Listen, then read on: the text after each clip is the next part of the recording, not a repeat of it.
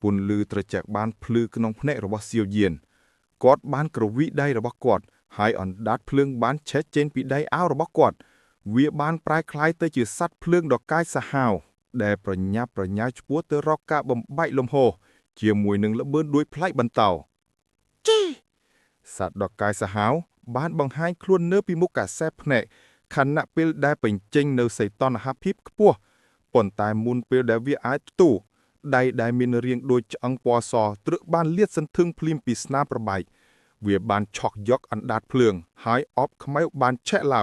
អណ្ដាតភ្លើងត្រូវខ្ទេចគ្មានសល់ក្អកហ៊ុនយូវាស្មានមិនទាល់ថាសូម្បីតែញាក់ក៏មិនអាចបញ្ចប់មនុស្សកំឡុះដែលមកពីត្រកូលសៀវផងសំឡេងមនុស្សចាស់ដែលកំពុងក្អកត្រូវបានបញ្ចេញចេញជាបណ្ដាពីការប្របែកលំហបន្ទាប់ពីដៃពណ៌សបានលាតចេញក្រោយមកបុរសចំណាស់ពាក់អាវសប្រផេះ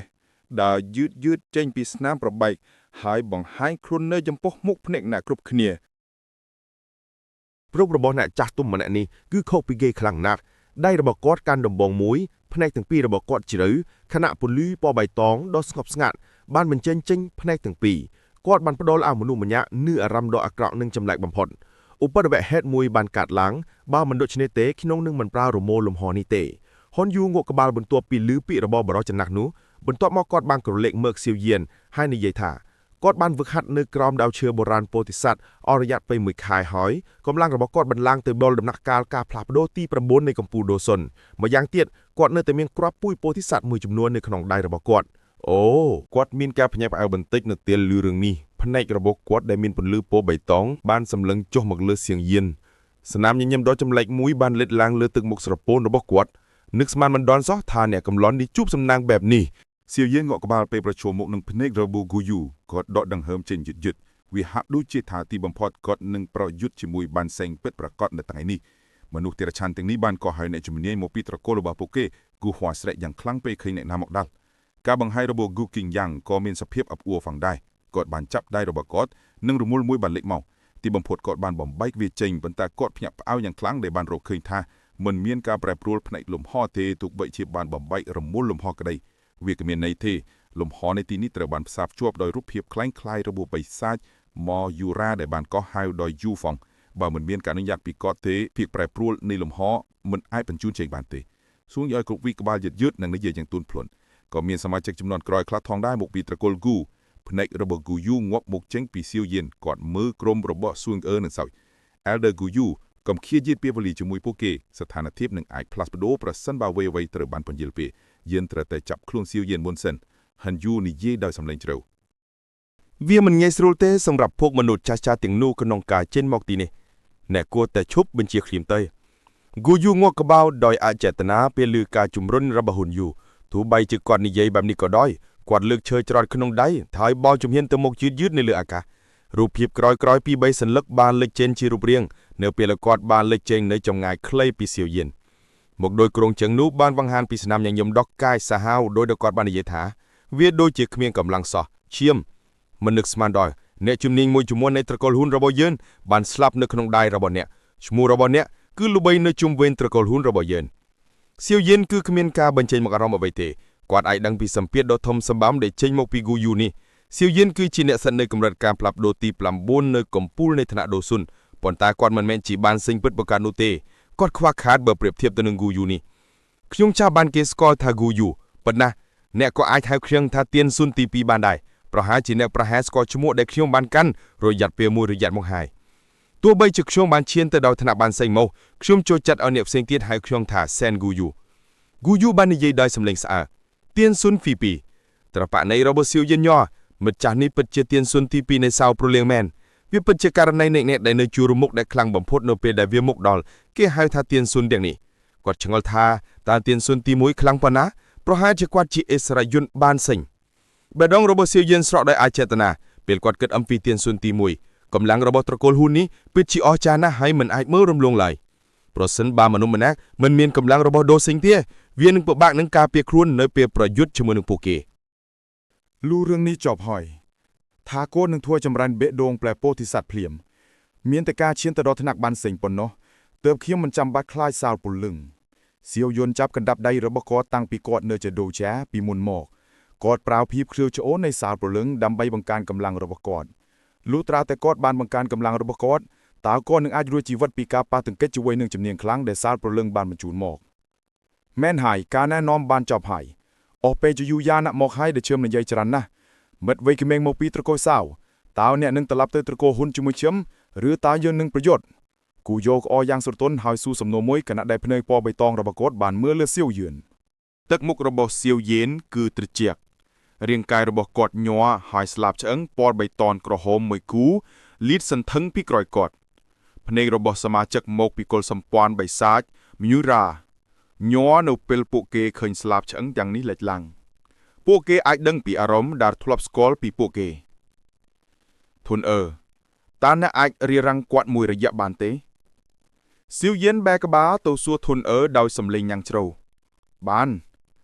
ធុនងក់ក្បាលយឺតរាងកាយដ៏គួរឲ្យស្រឡាញ់របស់នាងបានធ្វើចលនាខណៈដែលនាងបានបង្ហាញតួចំពោះសៀវយិនស្នាមសាក់ត្រកូលចម្រុះពណ៌បានលេចឡើងភ្លាមនៅលើថ្ងោទ្រង់លលងរបស់នាងក្នុងពេលមួយគ្នានេះថាមពលរបស់ធុនស្រាប់តែផ្ទុះឡើងជាអណ្ដាស់ភ្លើងពណ៌មាសពេញភ្នែករបស់នាងប្រយ័ត្នសៀវយិនស្រែកយ៉ាងស្រទន់ក្រោយមករាងកាយរបស់គាត់ក៏ទៀងមកវិញ